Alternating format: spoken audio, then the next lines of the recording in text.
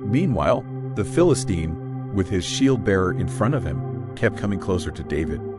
He looked David over and saw that he was little more than a boy, glowing with health and handsome, and he despised him. He said to David, "Am I a dog, that you come at me with sticks?"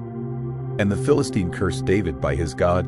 "Come here," he said, "and I'll give your flesh to the birds and the wild animals." David said to the Philistine, "You come against me with sword and spear and javelin, but I come against you in the name of the Lord Almighty, the God of the armies of Israel, whom you have defied. This day the Lord will deliver you into my hands, and I'll strike you down and cut off your head. This very day I will give the carcasses of the Philistine army to the birds and the wild animals, and the whole world will know that there is a God in Israel.